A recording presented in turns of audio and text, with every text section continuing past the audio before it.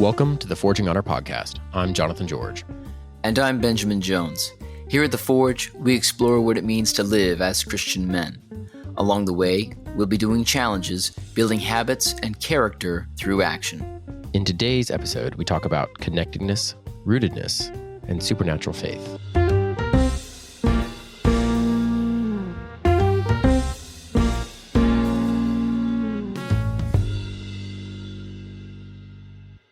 All right, it is challenge check-in time. As a reminder, challenges last for 6 weeks. That's a total of 42 days. They are simple daily tasks to grow us as men. This current challenge is to engage in a ritual every day and to highlight responsibility in your life in some way through that ritual. So there's some, we've been going back and forth a little bit, Banjo and I have, about how that responsibility is highlighted. So we're hoping to dig into that a little bit in today's episode. But before we do that, Banjo, how are you doing on your challenge?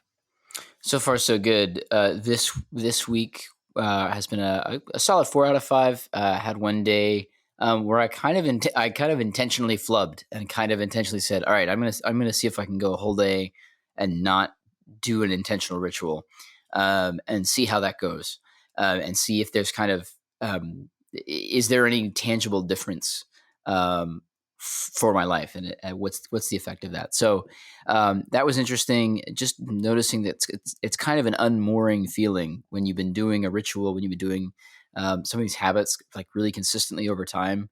I think this is one of my best challenges that I've done in terms of just practice, just every day. The last, I guess, 4 weeks we've been doing now. It's probably been the most consistent that I've been. So to take a day off from a ritual, it was like, oh, something's missing here. So that was interesting. But overall, things are continuing pretty strong. How about for you? That's really good. I love that word, unmooring. That's a great word. I love it. For me, let's see. I did not do a good count before we recorded. I'm going to say it was a bad week for me. I know that much. I went camping early in the week.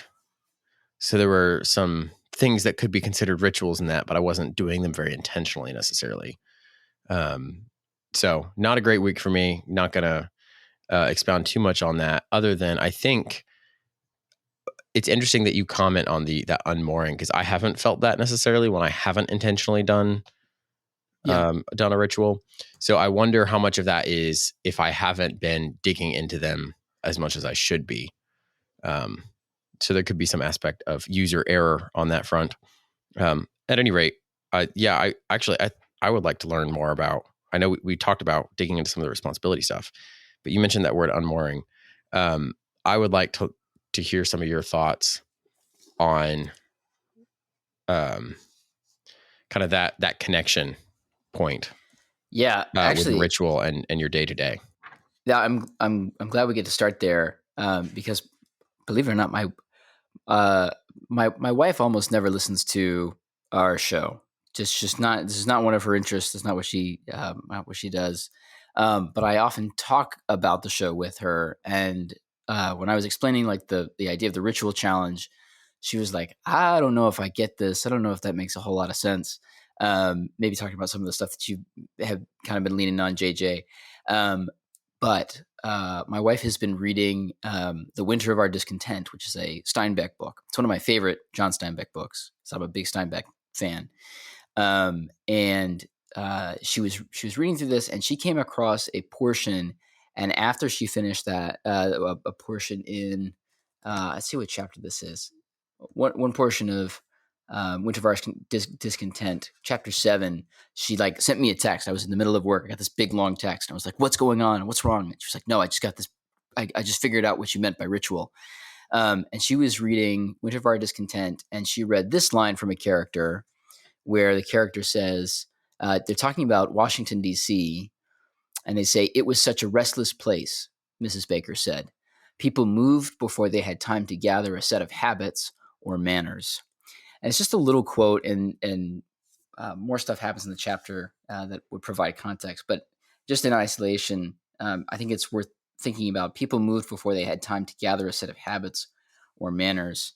And there's this idea that Steinbeck plays with a little bit there of like, in order to find a home, in order to make a home, there are certain patterns and rituals and habits that come with that place, and it doesn't really feel like home until you figured out what that is.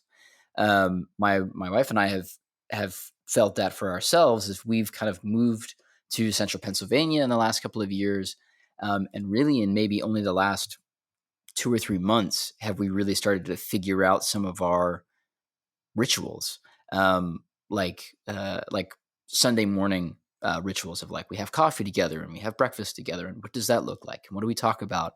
Who do we go to see on a Sunday afternoon? How do we spend that time? How do we spend our free time? What are the kind of the cultural customs of the area that we kind of fall into? Stuff like that. And it's only kind of as we've been in this place for this extended period of time that we've come to form some of those rituals, and it's really started to feel like home for us. We're actually in the process of moving down the road a little bit from where we are now, and one of the things that we're already talking about is, okay, so what is the pattern of our life going to look like in the new apartment that we get set up in? What is that? What's it going to take for us to kind of make home there? And what are the habits that we're going to have to form? And so one of the things I've been thinking about with ritual as we've practiced this is, how am I making this a home? How am I making this place that I'm in um, safe, well gardened, maybe kind of a kind of an Adam and Eve in the garden mandate of like taking dominion of the time and place where I'm in, and trying um, to steward well. And so some of those rituals I think have for me become a place of, okay, this is how I make a home of this space. This is my I'll use Robert Frost's quote about poetry, which I think I've probably used before. But his definition of poetry is a momentary stay against confusion. And I think a ritual is a way of taking kind of that ownership of a space and making a momentary stay against confusion. Um, I don't know. Does that resonate with you? That the unmooring then comes from, if I don't do those rituals, Right. then I kind of become disconnected. All of that makes sense. Yes. Tracing a few ideas there. I think the one that jumps out at me is kind of the home life piece, almost like a rootedness is what you're going for. Yeah. Um, and that I can connect to. I think because, at least for me, that's something my wife and I have valued very much for a long time. So, like, we know on any given week what we're doing on any given night. It's not a Right. question what I'm doing on Thursday 6 months from now. I know where I'm going to be. It's not a question, right? The only question is, what are we doing on maybe if something comes up, or a vacation, or on a Friday night. We don't know exactly what we're going to be doing, but I know I'm probably going to be seeing friends. On a Sunday afternoon, I know which of a few different families' houses I'll be at. Um, and we've been that way for a very long time. So maybe there's a little bit with this challenge with the ritual piece of me kind of not seeing. I don't know how to put it. It's almost like I'm in the forest, I'm not seeing the trees almost. It's the opposite Right. problem of missing the forest for the trees. Like I've kind of been doing it. And in my mind, that's just been my routine. That's just what I've done. Yeah.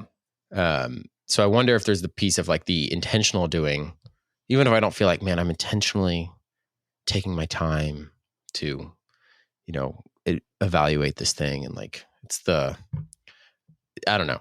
But I definitely am very intentional about how I set up my week and how my family approaches that, and our morning routine and evening routine, et cetera. So there's a lot there to unpack, or that could be unpacked. I would love to continue down kind of that train of thought of rootedness or connectedness. Kind of curious if you see possibilities there. Yeah. Well, I've been doing a lot of reading this week about Good. this thought, Read a but lot. yeah, I try and do that. English major as I am, or was. I guess once an English major, always an English major. You You technically can't. have the degree. Yes. Yeah, I own it. I don't know if But are you an English major, or are you an English? I'm an English corporal. Well, like you would say you're an English major whether or not you have the degree. Like if you're in college I guess before I the guess degree, you I see what I'm saying? Like now you have the degree. Are you still an English major, or are you like what are you, an English I bachelor? majored I majored in You English majored in English. Yeah, it's in the past Yeah, now. Yeah, it's over. it's past tense. Yeah. Um, well, anyway, there was an article in I guess you'd say that it's a publication of the Orthodox Presbyterian Church, the New Horizons. Carl Trueman had an article called "The Thrill of Desecration," um, where he wrote about. I hope I'm summarizing this well, but he wrote about that we have this idea of in the modern world we have this limitless kind of access to technology and to abilities, and we're kind of constantly being preached this message of like live life without limits, like just whatever you want to do you can go do. If you want to change this about yourself, change that. If you want to fly off and do this thing, go do that, because you have no limits. And Truman's point is we love to engage in desecration, in making something unsacred, and taking the sacred out of our life.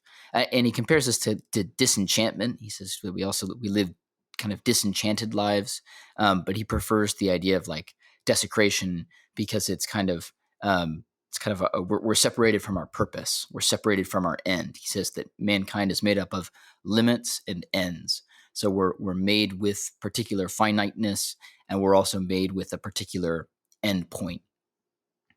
And so his part of his argument is for us to kind of take hold and to um, maybe appreciate and to acknowledge our limits and our ends. What is our finiteness, and what is our end goal? Kind of um, that idea in the, I'd say, in the Westminster Catechism about what is man's chief end? To glorify God and to enjoy Him forever. And then kind of the laying out of the rest of the Catechism is kind of laying out our limits in some ways. And I think the idea that one of the things I've been thinking about with the ritual is that is a limited endeavor, if that makes sense. It's a limited idea where I try to think of one that's a little bit different than the ones we've been using so far, because we've been using the coffee one. I've been using my writing one. Maybe shaving. Maybe shaving is a good one that we haven't talked too much about. But you need. I mean, for me, I need to shave, and I need to do that with within my limits, which are both like kind of time, and I need to be careful, because if I'm not careful with my shaving, then I'm going to cut my face, and that's not particularly pleasant. So doing things that are within the limitations that I have, and then making that time sort of the word that comes to mind is special, but I want a better word than that. More sacred, of like, God made me as a man, and because I am made as a man, I have hair coming out of my face, and because of that, I need to take ownership of that and need to take dominion of that space on my face. To get Dr. Seussian about it. And how do I do that? And do I do that? Am I doing that? I guess is my question. Am I doing that in a way that honors God? And I think one of the things that helps me with the ritual, not to say that the ritual is the only way to do this, but what I like about the ritual is it kind of says, all right, here's a thing that you have to do every day or every couple of days. How do you do this in a way that is pointing you back to Christ? Is pointing you back to worship, and how do you do that? And I don't know if that makes sense, or if is getting at what you're talking about, dear listener. This is probably our latest recorded episode that I Like can late think at of. night. Yeah. Late at night, yeah. I think we're setting a record for late night recording. So I can feel my mind wandering into restless dreams. You do seem a little tired. Yeah, just kind of going back to the beginning of that stream of thought with the limits and the ends, and you go through. So you go through from that, and then you get to what does it mean to take dominion over your particular space? Right. So it sounds like you're connecting. We have limits. So there's a limit to what our space is. There's a Right. limit to what we can take dominion over. And yet one of our many ends, obviously we are to glorify God and enjoy him forever. But one of his direct commands to us in that, and a way we can fulfill that, is by taking dominion. Right. So within that limit and to that end, obviously there are other almost sub ends, as it were. Like I'm using quotations here, sub ends Sure. to the primary end of glorifying God and enjoying him forever. Other sub ends might be, visiting orphans and widows in their distress, Totally. or caring for ministers in the church. Other things that you can do, but taking dominion of your personal space is one of them. So is that a fair summary of kind of your train of thought there? Yeah, just with the amendment that like that we can make that meaningful, like that there can be purpose in that, which is what you're saying. Like, do we make that meaningful, or is it meaningful because it is glorifying to God? Oh, that's a good. Yeah, one should say that since God has given it to us to do, it is meaningful, right? And we're either recognizing that or ignoring that fact. Because I think if we say something like, here's what I have, and I have to make my own meaning. Yeah, right. exactly. You see where that's going. That. Yeah, yeah. And I think because that goes directly against that train of thought. You said it was from Carl Trueman, right? Right. Who's saying, we, in a disenchanted world, in a world where we've broken away from that, we have to make our own meaning, right? Right, and particularly a desecrated world, we have to make our own holiness, which is a great word, desecrated. Yeah. So you're right. We don't want to say that we're making our own holiness. We want to say that we're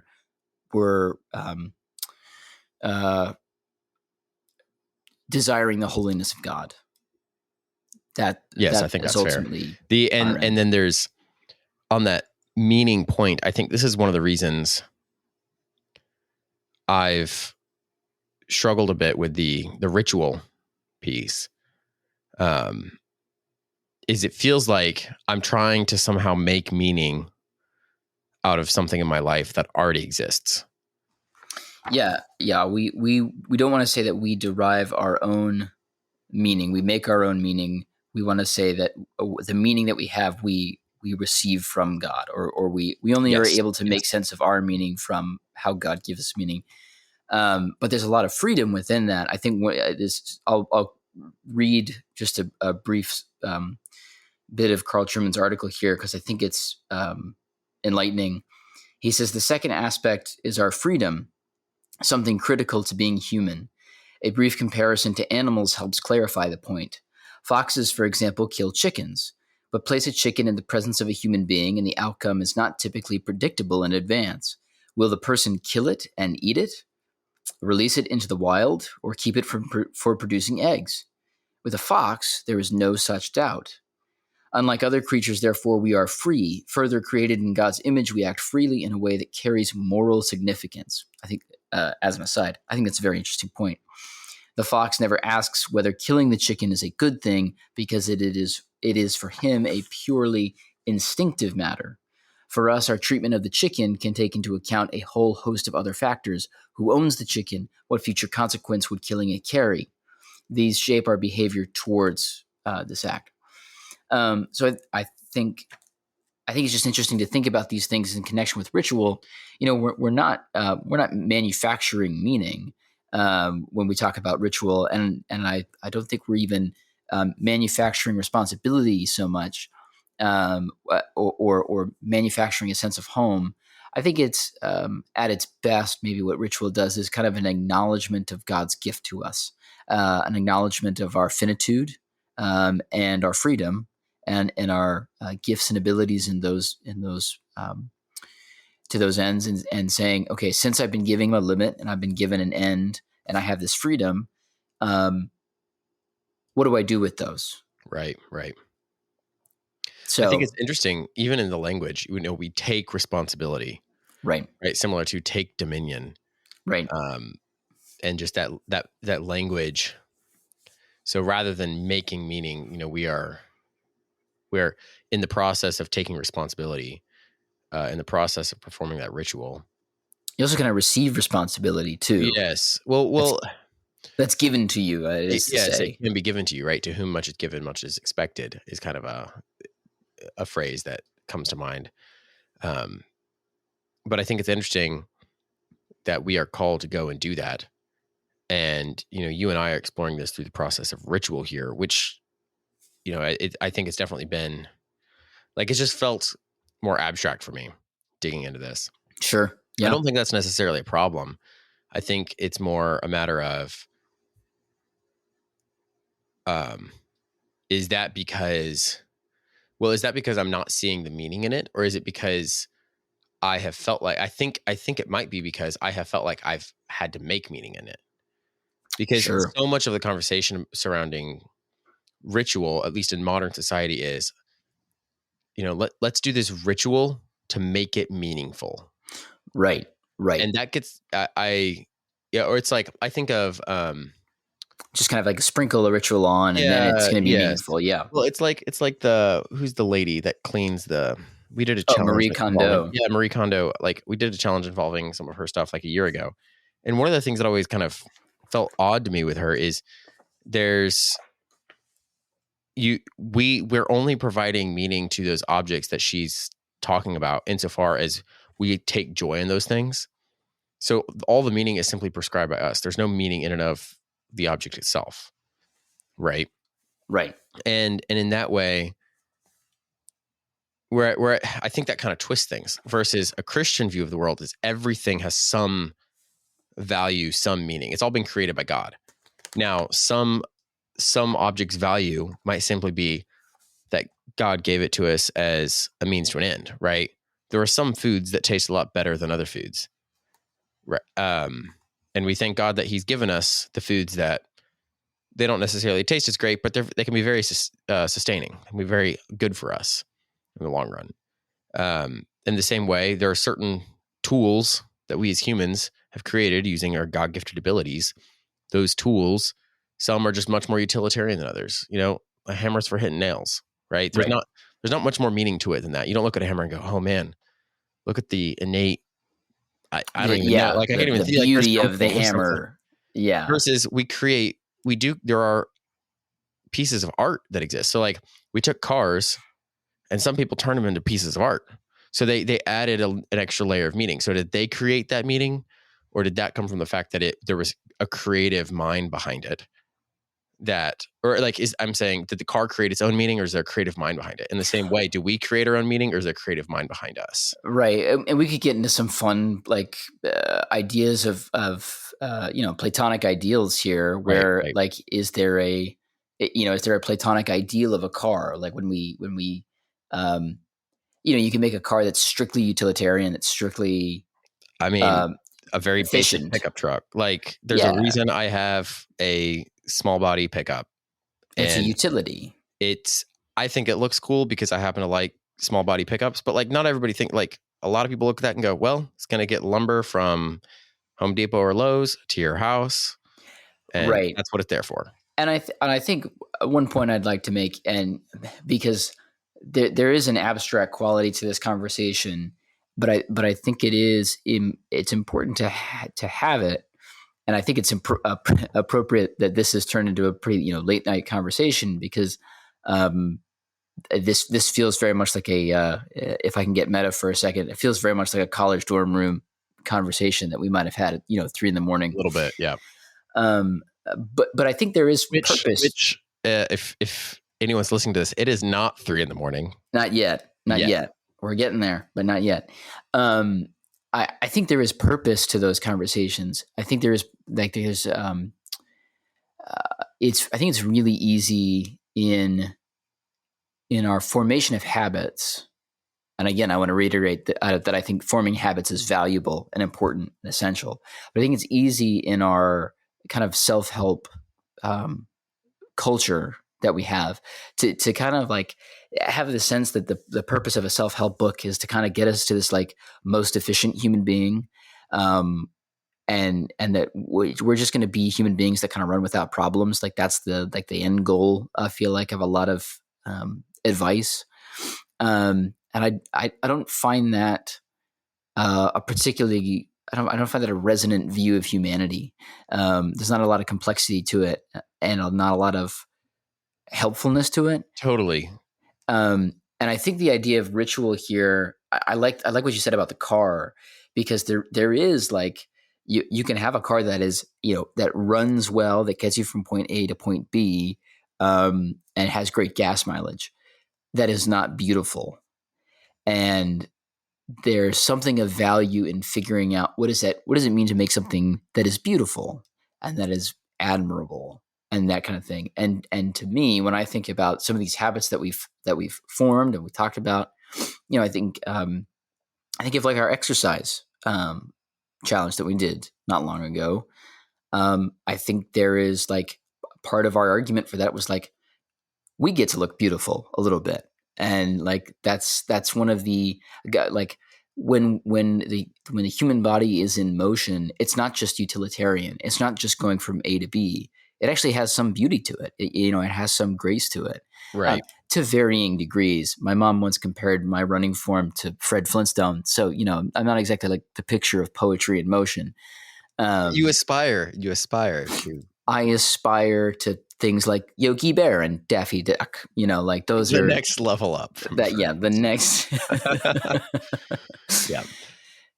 So, but anyway, just to say, like, Totally. I think to me the value of the ritual is to say, okay, like, your life is meaningful, and even this ordinary moment can be full of beauty. And I think that is. I think there is, if I can say, a practical application to that. I don't know. Maybe Sure. you Well, disagree um, or tweak. I think a piece of the application is it's only meaningful insofar as you recognize that meaning is coming directly from whatever meaning exists that God has put there. Right. It's not an arbitrary meaning. It's not arbitrary. So like if you're like, and this is where I think it's tough with like, I'm gonna shave for my ritual. Like, what meaning has God put into shaving? And you kind of dug into it a little bit with earlier talking about this dominion on your face, but like you kind of have to think through that a little more, and making that connection between, all right, here's this responsibility for me. It's less about that and this dominion of my face thing, and more about, okay, I think there's a representation here in a transition in my day. Like when I wake up, I'm groggy. I'm not ready for my day. Maybe I'm being a bit of a grouch. But by the time I'm done shaving, it's usually, all right, I can face my day. I can go out, take care of my family. And there's meaning in that. It's not this, and maybe that's more, in my mind, that's the meaning I want from ritual sometimes. It's not so much like I'm making this cup of coffee and man, is it this beautiful cup of coffee? And wow, God is giving me this beautiful cup of coffee. It's, I'm making this cup of coffee and yes, I enjoy this cup of coffee, but it allows me to do something. Like it takes me to that next step. Yeah.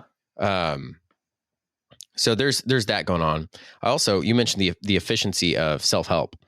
And on the one hand, I agree with you. Like, I do think we have a problem with, we're always trying to optimize, right? There are these people, they're literally like biohackers out there. And I'm using air quotes here, biohackers. Like they're doing all these crazy supplement things to like reverse aging and stuff. You see them pop up on X, Twitter, whatever you call it. And so I do think like what they're doing there, it's very like egotistical sometimes. Right. I'm going to be the most efficient human ever. It's very utilitarian. And I would not describe myself as utilitarian. On the other hand, there is a beauty in discovering a better way of doing things. I watched this excellent YouTube video.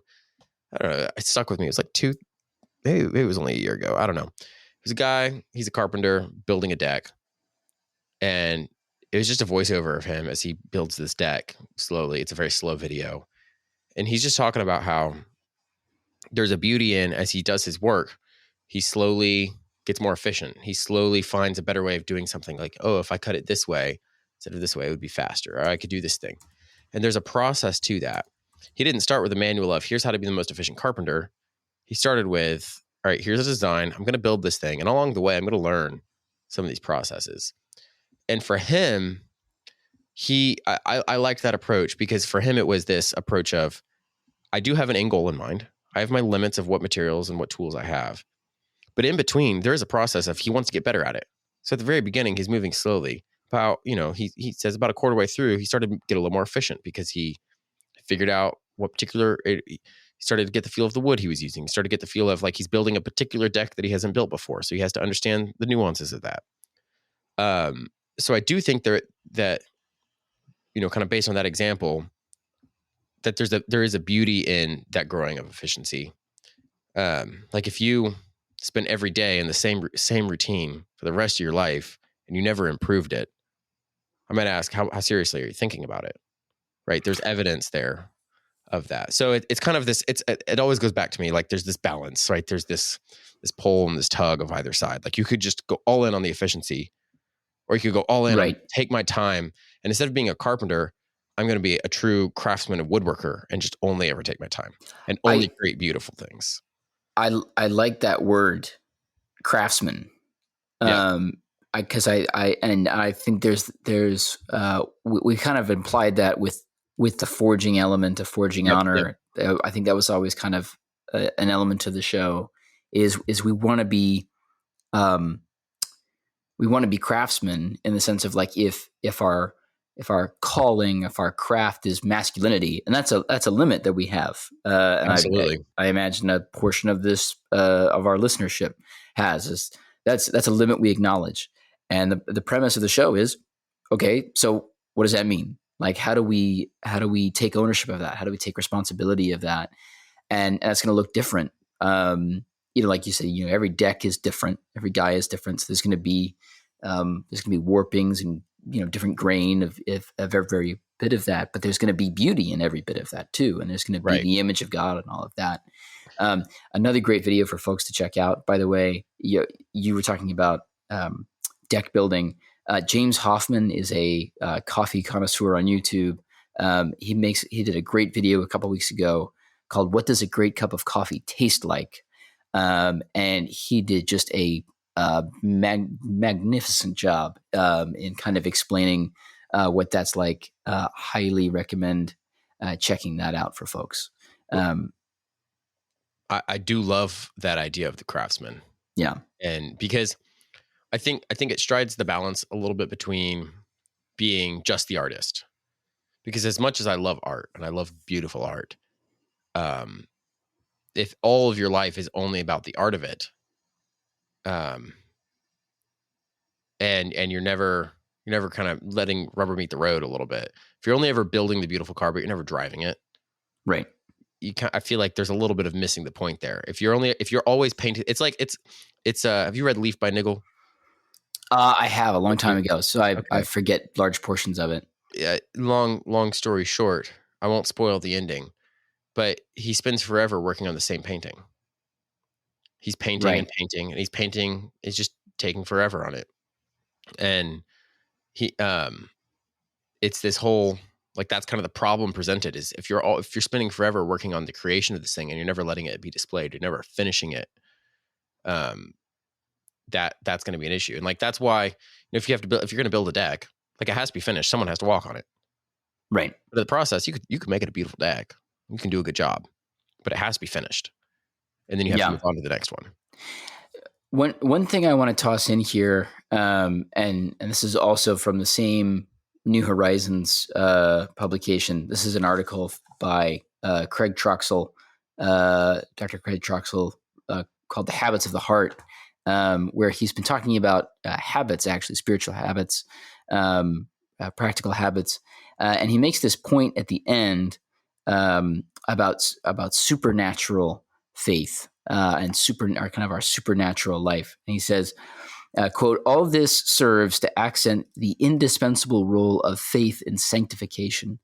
The very nature of God's work in transforming our hearts assumes what is the lifeblood of Christianity, supernaturalism. The spiritual blessings that we lay hold of by faith are not from this world. It is an alien word that enters us and reforms us. It is the Spirit of God who indwells us and transforms us. The change that befits the kingdom of God is one born of a transcendent power that comes to dethrone the power of sin and the evil one. It comes to signal the beauty of an eternal holiness. Such truths invigorate our faith in Christ. Every saving benefit of Christ can only be received received by faith, and there is no spiritual blessing received without it, whether for justification or for sanctification. He goes on to say, we do change by caring about our habits, but we become holy by the supernatural and transformative work of God's Spirit and Word in our hearts. I think that's really interesting and just something for us to think about as folks who are interested in talking about like habit and change. Like those are two important ideas for us. Like we want to improve our habits. We think we should change our habits as a result of what we believe. That's pretty key. But we do believe that we become holy through the saving work of the Holy Spirit. And I just think that's interesting as we're talking about ritual. We're not making something holy by our actions. But maybe what we're doing is we're recognizing the holiness that we have in Christ. Maybe that's just a late night thought. Maybe it's not grounded too much in reality. But I think it's worth thinking about. And I thought it was a striking point from Pastor Troxel. Summarize that one more time. I'll just read the last line again because I think it's the key part. We do change by caring about our habits, but we become holy by the supernatural and transformative work of God's Spirit and Word in our hearts. Right. So I guess the main summary in terms of ritual is, we want to change our habits in such a way that we're thinking about everything that we're doing, or we're making we're recognizing that God providentially has brought us to this thing. Providentially, He's given us these limits and these ends, and so we want to glorify Him in that. But we also want to recognize that we're not making ourselves or our home holy by our own actions. That's a supernatural change that's occurring by the Holy Spirit, by the Word. So, yeah, I like that. Is that better? It almost sounds like there's a piece of this where with ritual, you are like when you first suggested this idea of ritual, it's almost like you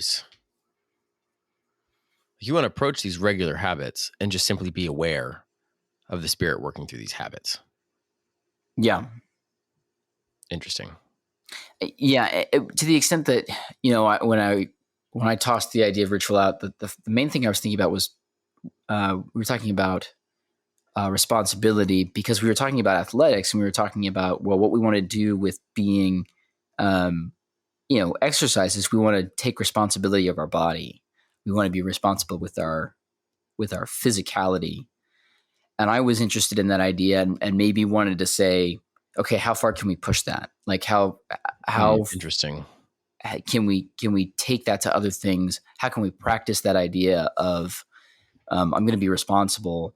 And the thing that popped in my head was ritual.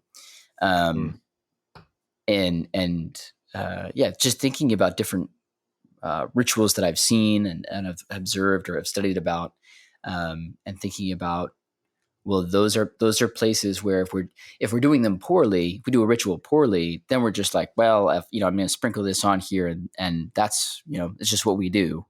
I was at a graduation ceremony tonight, and I thought, how many times do we go to a graduation ceremony and it's just, let's run it through. This is what we do. It's a ritual. But how much more meaningful are those times where you are going through that ceremony and it means something? There's you savor it, you take all of the juice out of it, so to speak. Well, very good. We are close on our time, but I really enjoyed this. This has given me a lot to think about. Yeah, this has maybe been a mellow marinade, listener. Thanks for hanging in there with our our kind of lo-fi vibe tonight. Lo-fi, we're doing a lo-fi podcast. I like that. Very good. I've enjoyed this, and I'm looking forward to the next conversation that we could have. We're coming near to the end of this challenge, so I have a little more to fit in here and talk about. But We'll wrap it In up the next meantime, week. continue on in your daily rituals and let the spirit work through them.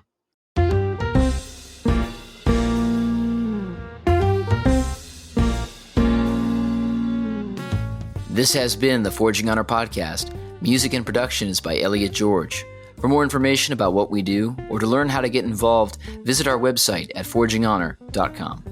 If you enjoyed the show, make sure to like, subscribe, and give us a rating to bring others into the Forging Honor journey. On our website, you'll find information about our Patreon, articles, as well as links to the many resources we mention in the show. Thanks for taking the time with us today. We hope you'll take up the work alongside us and join us in the task of Forging Honor. We'll see you next time.